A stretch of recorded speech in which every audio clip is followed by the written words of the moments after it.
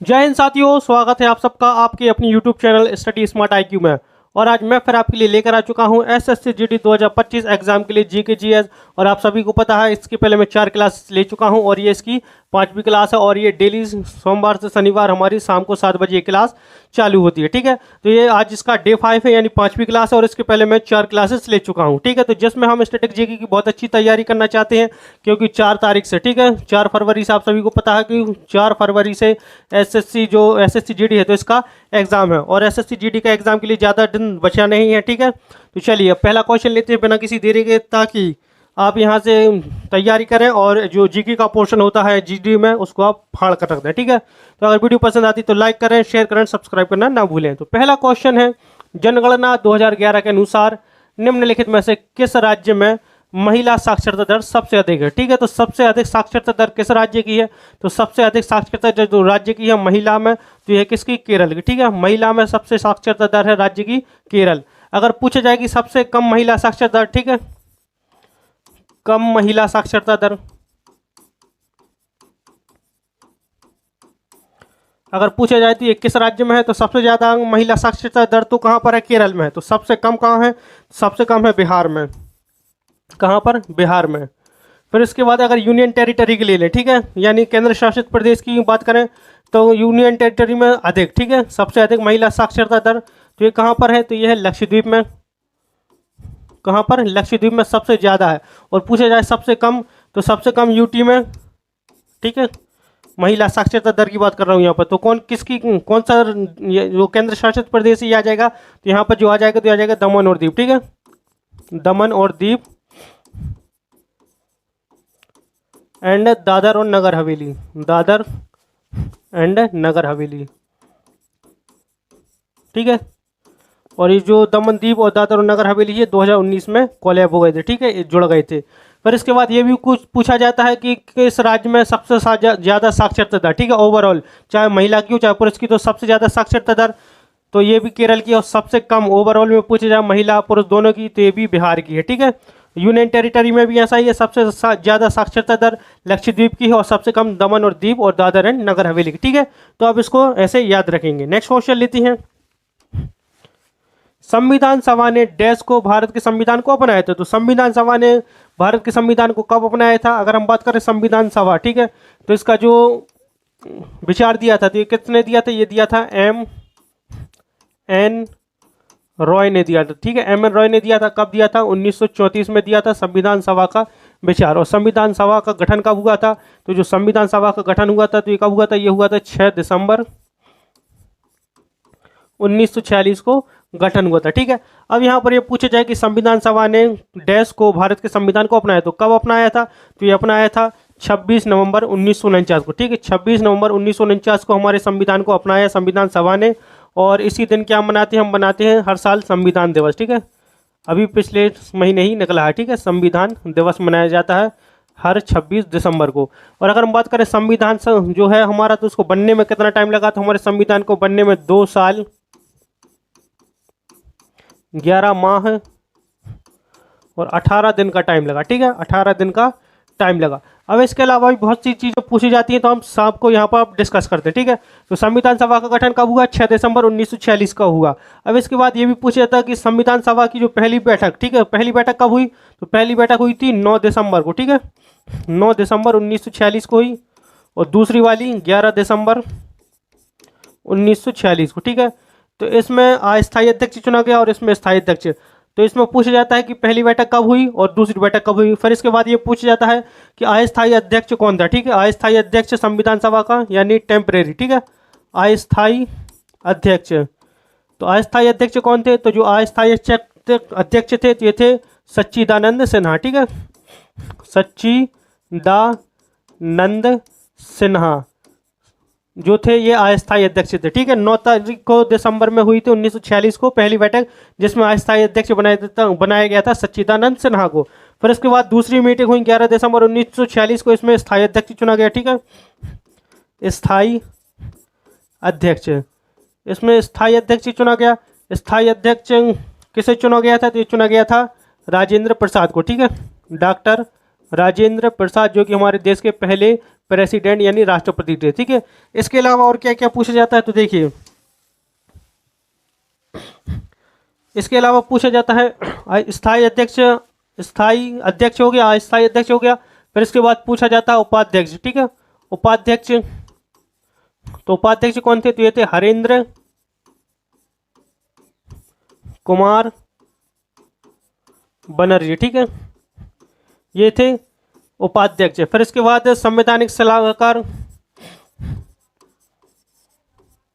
संवैधानिक सलाहकार, ये कौन थे, ये थे बी एन राव। ठीक है, बी एन राव। फिर इसके बाद पूछा जाता है प्रारूप समिति,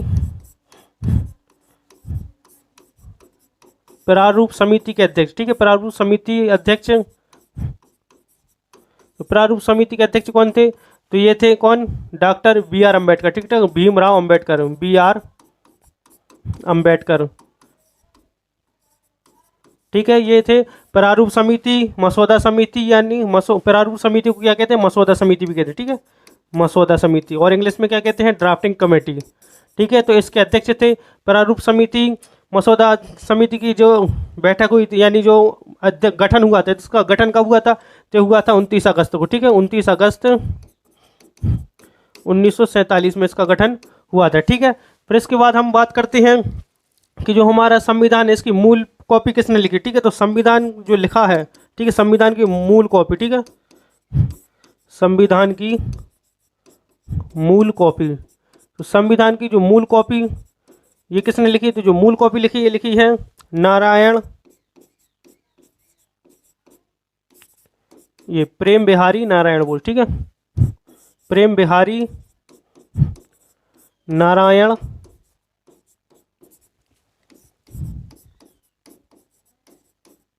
रायजादा। ठीक है, इन्होंने जो है तो अपनी मूल कॉपी लिखी है। इन्होंने इसके लिए कोई पैसा नहीं लिया था, इन्होंने क्या किया था, सिर्फ हर पेज पर जो संविधान की मूल कॉपी है उस पर अपना इन्होंने नाम लिखा था। ठीक है, तो ये सब है, इसके बारे में मैंने सारा कुछ बता दिया कि संविधान की मूल कॉपी किसने लिखी, मसौदा समिति, प्रारूप समिति के अध्यक्ष, संवैधानिक सलाहकार, उपाध्यक्ष, फिर स्थायी अध्यक्ष कौन थे संविधान सभा के, अस्थायी अध्यक्ष कौन थे, संविधान दिवस कब मनाया जाता है, संविधान सभा की बैठक पहली कब हुई, दूसरी कब हुई, ये बन के तैयार कब हुआ संविधान हमारा। ठीक है, फिर इसके बाद संविधान सभा का विचार किसने दिया था, कब दिया था, और ये सब मैंने इसको बता दिया। ठीक है, तो इस सबको आप यहाँ पर नोट बना लेंगे। ठीक है, और आप सबको ये लिखना है। ठीक है, क्योंकि ये जो क्वेश्चन यहाँ पर ये बताया मैंने, ये पूछे जा चुके। ठीक है, चलिए नेक्स्ट क्वेश्चन लेते हैं।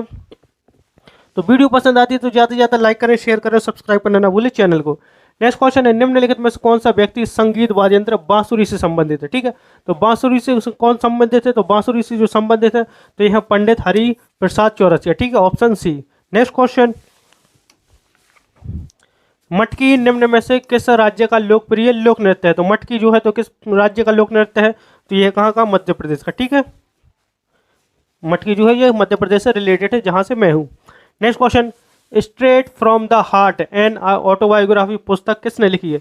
तो ये किताब का नाम है स्ट्रेट फ्रॉम द हार्ट। ये किसकी ऑटोबायोग्राफी है, तो ये जो ऑटोबायोग्राफी अगर देखें हम बीपीएस लक्ष्मण की। ठीक है, तो इन्होंने कौन सी लिखी है, इन्होंने लिखी है 281 एंड बियॉन्ड। ठीक है, फिर इसके बाद युवराज सिंह की कौन सी है, तो इन्होंने लिखी है the test of my life. ठीक है, तो इसलिए युवराज भी इसका गलत आंसर हो जाएगा, कपिल देव। ठीक है, तो कपिल देव ने लिखी है स्ट्रेट फ्रॉम द हार्ट। ठीक है, और सचिन तेंदुलकर ने कौन सी लिखी है, प्लेइंग इट माय वे। ठीक है, ये लिखी है सचिन तेंदुलकर ने। अगर हम बात करें कपिल देव की, तो ये हरियाणा से थे, इनको क्या कहा जाता है, हरियाणा हरिकेन कहा जाता है, हरियाणा हरिकेन, हरियाणा हरिकेन इनको कहा जाता है। जो कपिल देव हैं, इन्होंने 1983 के क्रिकेट वर्ल्ड कप जो हुआ था, ठीक है, 1983 का क्रिकेट वर्ल्ड कप इंग्लैंड में हुआ था, इसमें जो है भारत जीता था, इंडिया इसमें जीता था, और इसमें जो कप्तान थे ये कौन थे, ये कप्तान थे कपिल देव। ठीक है, तो कपिल देव की ही अगुवाई में हमने जो है तो 1983 का वर्ल्ड कप जीता था पहली बार। ठीक है, तो इसका राइट आंसर क्या हो जाएगा, straight from the heart and autobiography किसने लिखी, तो लिखी कपिल देव ने। BVS लक्ष्मण की बता दिया, युवराज सिंह एंड सचिन तेंदुलकर की मैंने यहाँ पर बता दी। ठीक है, तो इन सबको याद रखना है आपको। नेक्स्ट क्वेश्चन, एक फुटबॉल टीम में कितने खिलाड़ी होते हैं। ठीक है, तो एक फुटबॉल टीम में कितने खिलाड़ी होते हैं, तो ये होते हैं 11 खिलाड़ी। ठीक है, 11 खिलाड़ी होते हैं, चाहे आप हॉकी ले लें, क्रिकेट ले लें, ठीक है, तो और चाहे फुटबॉल ले लें, तो इसमें 11 खिलाड़ी होते हैं। और आपको पता होगा 12 खिलाड़ी। ठीक है, तो 12 खिलाड़ी आजकल IPL में होने लगे। ठीक है, IPL में क्योंकि एक इम्पैक्ट प्लेयर की भी रूल आ गया। ठीक है, इम्पैक्ट प्लेयर का एक रूल है जिसके कारण जो है तो IPL में 11 मैदान में होते हैं। ठीक है, और एक जब इम्पैक्ट प्लेयर का लागू हो जाता है तो जिसके कारण एक जो दूसरा है तो वो चला जाता है और दूसरा आ जाता है, इस तरीके से 12 प्लेयर हो जाते हैं। ठीक है, IPL में चलता है ये क्रिकेट में। नेक्स्ट क्वेश्चन, विश्व का सबसे बड़ा नदी द्वीप कौन सा है, तो विश्व का सबसे बड़ा नदी द्वीप पूछा गया। तो विश्व का वर्ल्ड का सबसे बड़ा नदी द्वीप जो है तो ये है कौन सा, माजुली द्वीप। ठीक है, माजुली द्वीप ये कहाँ पर है, ये है असम में। ठीक है, असम में। और ये किस नदी के ऊपर बनता है, जो बनता है ब्रह्मपुत्र नदी के ऊपर, ब्रह्मपुत्र नदी के ऊपर। ठीक है, ब्रह्मपुत्र नदी की अगर हम बात करें तो जो ब्रह्मपुत्र नदी है तो ये कहाँ से निकलती है, तो ब्रह्मपुत्र नदी है ये कैलाश पर्वत, मानसरोवर झील,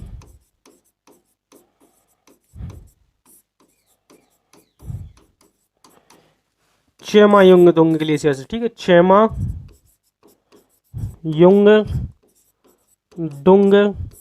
ग्लेशियर से ये निकलती है। ठीक है, तिब्बत में ही है, यहाँ से ये निकलती है ब्रह्मपुत्र नदी। और अगर हम बात करें ब्रह्मपुत्र नदी की, तो ब्रह्मपुत्र नदी जो है तो ये भारत की सबसे बड़ी, ठीक है, सबसे बड़ी, मैं लंबी नहीं कह रहा हूँ, मैं कह रहा हूँ सबसे बड़ी नदी। ठीक है, पानी के आयतन के हिसाब से, पानी के आयतन के हिसाब से जो है तो ब्रह्मपुत्र नदी सबसे बड़ी नदी है भारत की, क्योंकि इसमें सबसे ज़्यादा पानी, कहीं कहीं पर ये 5 किलोमीटर और कहीं कहीं पर ये 10 किलोमीटर चौड़ी हो जाती है। ठीक है, इसलिए जो है तो भारत की सबसे बड़ी नदी है ब्रह्मपुत्र नदी। अगर पूछा जाए भारत की सबसे लंबी नदी तो कौन सी आ जाएगी, तो यहाँ पर फिर इसका राइट आंसर हो जाएगा गंगा नदी। ठीक है, गंगा नदी जो कि 2525 किलोमीटर है। ठीक है, तो याद रखेंगे लंबी और बड़ी में बहुत अंतर होता है। ठीक है, लंबी पूछा जाए तो गंगा नदी और बड़ी पूछा जाए तो ब्रह्मपुत्र नदी, आप राइट आंसर लगाएंगे।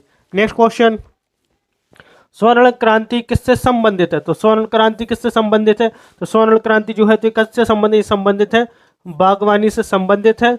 और इसका जो फादर ऑफ है ग्रीन जो गोल्डन रेवोल्यूशन है, स्वर्ण क्रांति के जनक तो है निरपोक तुतुज। ठीक है, निरपोक तुतुज जो हैं तो ये इनके फादर हैं, स्वर्ण क्रांति के फादर जनक हैं। ठीक है, और अगर हम बात करें तो ये कब स्टार्ट हुई थी, तो ये स्टार्ट हुई थी 1991 से 2003 के बीच में ये चली। ठीक है, and father of golden revolution तो ये है निरपोक तुतुज। ठीक है, नेक्स्ट क्वेश्चन, भारत अपनी भूमि डैश देशों के साथ सीमा साझा करता है। तो भारत अपनी भूमि की जो सीमा है तो कितने देशों के साथ सीमा साझा करता है, तो जो भारत करता है तो 7 देशों के साथ अपनी सीमाएं साझा करता है। कौन कौन से देश हैं, तो देखिए यह है Afghanistan, Pakistan, China, Bangladesh, Bhutan, Myanmar and Nepal. ठीक है, तो कौन कितने हो गए, 7 देश हो गए, अफगानिस्तान, पाकिस्तान, चाइना, बांग्लादेश, भूटान, म्यांमार और नेपाल। इन 7 देशों के साथ सीमा साझा करता है भारत। और इसके बाद पूछा जाता है कि सबसे लंबी सीमा किसके साथ साझा करता है, तो सबसे लंबी सीमा साझा करता है किसके साथ, बांग्लादेश के साथ। और अगर पूछा जाए कि सबसे कम सीमा साझा किसके साथ करता है, तो करता है अफगानिस्तान के साथ। ठीक है, ये सबसे कम एंड सबसे ज़्यादा। ठीक है, सबसे ज़्यादा। चलिए, और एक क्वेश्चन यहाँ भी पूछा जाता है कि दुनिया में ऐसा कौन सा देश है जो सबसे ज़्यादा देशों के साथ सीमा साझा करता है। ठीक है, सबसे ज़्यादा देशों के साथ सीमा साझा करता है कौन, ये है चाइना। ठीक है, चाइना। कितने देशों के साथ सीमा साझा करता है? ये 14 देशों के साथ सीमा साझा करता है, जो कि दुनिया में सबसे अधिक है। 14 देशों के साथ सीमा साझा करता है चाइना। नेक्स्ट क्वेश्चन, शास्त्रीय नृत्य कुचिपुड़ी किस भारतीय राज्य से संबंधित है? तो शास्त्रीय नृत्य कुचिपुड़ी जो है तो किस भारतीय शास्त्रीय नृत्य से संबंधित है, यानी किस राज्य से संबंधित है? तो ये जो संबंधित है कहाँ से? आंध्र प्रदेश से है। मैं पहले भी बता चुका हूँ कि हमारे भारत में 8 शास्त्रीय नृत्य, ठीक है, 8 शास्त्रीय नृत्य हैं। और शास्त्रीय नृत्य हो चाहे लोक नृत्य हो, यहाँ से एक ना एक क्वेश्चन पूछा ही जाता है, ठीक है। अगर हम बात करते हैं 8 के 8 शास्त्रीय नृत्य की, तो देखिए तमिलनाडु में भरतनाट्यम, उत्तर प्रदेश में कथक, आंध्र प्रदेश में कुचिपुड़ी हो गया, ठीक है, आंध्र प्रदेश का ये कुचिपुड़ी हो गया। और केरल में 2 हैं, कथकली, मोहिनीअट्टम। कितने हो गए ये? तो 1 2 3 4 और 5 ये हो गए। इसके बाद सत्रिया छठवा, ठीक है। सत्रिया कहाँ से है? असम से है। फिर मणिपुरी, मणिपुर से।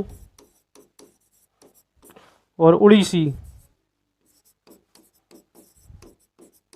कहाँ से? उड़ीसा से, ठीक है, उड़ीसा से। तो ये हो गए 8 शास्त्रीय नृत्य, भरतनाट्यम, कथक, कथकली, मोहिनीअट्टम, कुचिपुड़ी, सत्रिया, मणिपुरी और ओडिसी, ठीक है। चलिए नेक्स्ट क्वेश्चन लेते हैं। नेक्स्ट क्वेश्चन है, भारतीय मैकियावेली किसे कहा जाता था? तो भारतीय मैकियावेली, इंडियन मैकियावेली किसे कहा जाता था? तो ये कहा जाता था किसको? कौटिल्य को, ठीक है, कौटिल्य को कहा जाता था। कौटिल्य कौन? जिसको हम कहते हैं विष्णुगुप्त चाणक्य, ठीक है, चाणक्य, विष्णुगुप्त चाणक्य, इसी को कहा जाता है भारतीय मैकियावेली। और चाणक्य कौन है? ये वही शख्स है जिसने मौर्य वंश की स्थापना में मदद की थी। किसकी? चंद्रगुप्त मौर्य की, ठीक है, चंद्रगुप्त मौर्य की इसने मदद की थी, मौर्य वंश की। क्योंकि जो चाणक्य था, चाणक्य को जो है तो जो अंतिम राजा था नंद वंश का, ठीक है, नंद वंश का जो अंतिम राजा था जिसका नाम था धनानंद, ठीक है, धनानंद, इसने जो है तो चाणक्य, विष्णुगुप्त, कौटिल्य, ठीक है, इसको कहा जाता है अलग अलग नामों से। तो धनानंद ने इसकी बहुत ज़्यादा बेइज्जती की थी भरे दरबार में, जिसका बदला लेने के कारण लिए इसने चंद्रगुप्त मौर्य को वो पकड़ा। और उसके साथ ये बहुत ही अच्छा शख्स था चंद्रगुप्त मौर्य, ठीक है, बहादुर शख्स था। और इसी के तहत इसने जो है तो धनानंद को चंद्रगुप्त मौर्य से हरवाया। और फिर इन्हीं का एक आप कह सकते हैं प्रधानमंत्री बन गया था, ठीक है, चाणक्य। और ये गुरु भी था चंद्रगुप्त मौर्य का। नेक्स्ट क्वेश्चन, अमृता देवी बिश्नोई राष्ट्रीय पुरस्कार किस लिए दिया जाता है? तो किस लिए दिया जाता है? तो अमृता देवी बिश्नोई राष्ट्रीय पुरस्कार दिया जाता है वन्य जीव संरक्षण के लिए। नेक्स्ट क्वेश्चन, सैन्य विद्रोह के समय भारत का गवर्नर जनरल कौन था? तो सैन्य विद्रोह के समय यानी 1857 की बात हो रही है, ठीक है, 1857 की क्रांति, 1857 की क्रांति, इसको सैन्य विद्रोह भी कहते हैं, ठीक है। तो इसके टाइम पर कौन था? तो ये था कैनिंग, ठीक है, लॉर्ड कैनिंग जो है तो ये जो है तो गवर्नर जनरल था भारत का। और जो है तो ये अंतिम गवर्नर जनरल भारत का, अंतिम गवर्नर जनरल एंड प्रथम वायसराय था भारत का, प्रथम वायसराय, ठीक है, इसको याद रखेंगे आप। नेक्स्ट क्वेश्चन, मौर्य साम्राज्य के किस शासक ने सांची स्तूप का निर्माण किया था? तो मौर्य साम्राज्य का कौन सा शासक था जिसने सांची स्तूप का निर्माण करवाया? तो ये करवाया था किसने? अशोक ने, अशोक ने करवाया था। क्योंकि अशोक जो है तो इसने कलिंग युद्ध लड़ा, ठीक है, कलिंग युद्ध 261 ईसा पूर्व। और इस युद्ध के बाद क्योंकि बहुत ज़्यादा क्षति हुई थी, हानि हुई थी, तो इसके बाद जो है तो इसने बौद्ध धर्म को अपना लिया था, ठीक है, बौद्ध धर्म को अपना लिया था। और जो सांची स्तूप है ये बौद्ध धर्म से ही रिलेटेड है। और ये जो सांची स्तूप है ये कहाँ पर है? तो ये रायसेन भोपाल मध्य प्रदेश में, ठीक है, रायसेन भोपाल मध्य प्रदेश में ये पड़ता है। एक चोटी है उसके ऊपर ये है सांची स्तूप। अगर हम बात करें चंद्रगुप्त मौर्य तो ये मौर्य वंश का शासक, ठीक है, और संस्थापक भी था, ठीक है, मौर्य वंश का संस्थापक, संस्थापक founder of Maurya dynasty. Bindusara Chandragupta Maurya का बेटा था और बिंदुसार का बेटा था कौन? अशोक, ठीक है। और वृद्धरथ अंतिम मौर्य शासक, अंतिम मौर्य शासक। और इसको मारा किसने था? जिसको मार दिया था पुष्यमित्र शुंग ने, ठीक है, पुष्यमित्र शुंग ने इसको मारा एंड शुंग वंश की स्थापना की। ठीक है, चलिए नेक्स्ट क्वेश्चन। क्षुद्र ग्रह किनकी कक्षाओं के बीच पाए जाते हैं? तो क्षुद्र ग्रह जो है तो किनकी कक्षाओं के बीच पाए जाते हैं? तो पाए जाते हैं मंगल और बृहस्पति ग्रह की बीच में। Next question. जीएसटी को यानी goods and service tax dash base संशोधन अधिनियम द्वारा पारित किया गया था। तो जो जीएसटी है तो इसको 101 बेस संशोधन 2017 द्वारा पारित किया गया था और ये 1 जुलाई 2017 को लागू हुआ। ठीक है, लागू हुआ था। और इसके बाद हम बात करें तो जो 101 बेस संशोधन ये 2016 में पार्लियामेंट में आ गया था, लेकिन लागू करते करते इसको 1 जुलाई यानी 2017 आ गया। ठीक है, चलिए नेक्स्ट क्वेश्चन। गति का पहला समीकरण किनके बीच संबंध प्रदान करता है? तो गति का जो पहला समीकरण तो ये वेग, समय और त्वरण के बीच जो है तो ये संबंध प्रदान करता है। Next question. परमाणु शब्द का प्रतिपादन किसने किया था? तो परमाणु शब्द का प्रतिपादन किसने किया था? तो ये किया था किसने? तो किया था डेमोक्रिटस ने। ठीक है, डेमोक्रिटस जो है तो उन्होंने किया था किसका? तो परमाणु शब्द का प्रतिपादन किया था। ठीक है, नेक्स्ट क्वेश्चन लेते हैं। नेक्स्ट क्वेश्चन है, नेक्स्ट क्वेश्चन कहता है पन्नालाल घोष किस संगीत वाद्य यंत्र के लिए प्रसिद्ध है? तो पन्नालाल घोष जो है तो किस संगीत वाद्य यंत्र के लिए प्रसिद्ध है? तो जो प्रसिद्ध है किसके लिए? बांसुरी के लिए प्रसिद्ध है। ठीक है, चलिए नेक्स्ट क्वेश्चन लेते हैं। Next question. भारतीय खिलाड़ी लिएंडर पेस कौन सा खेल खेलते हैं? तो लिएंडर पेस कौन सा खेल खेलते हैं? तो जो लिएंडर पेस है तो ये लॉन टेनिस खेलते हैं। ठीक है, लॉन टेनिस ऑप्शन डी इसका राइट आंसर हो जाएगा। तो ये थे हमारे आज के क्वेश्चन एसएससी जीडी 2025 एग्जाम के लिए। आई होप आपको हमारी ये वीडियो पसंद आई होगी और हम ऐसी वीडियो आपके लिए लगातार लेकर आते रहेंगे जब तक आपका एग्जाम नहीं हो जाता। और हम प्रकार की यानी नई नई तरीके की वीडियो लेकर आएंगे ताकि आप एसएससी जीडी 2025 एग्जाम में जीके का जो पोर्शन है उसको आप फाड़ के रख दें। ठीक है, तो वीडियो पसंद आती है तो लाइक करें, शेयर करें, सब्सक्राइब करना ना भूलें हमारे चैनल को। एंड मिलते हैं आपसे अगली वीडियो में। ठीक है, तब तक के लिए good luck and goodbye. Thank you.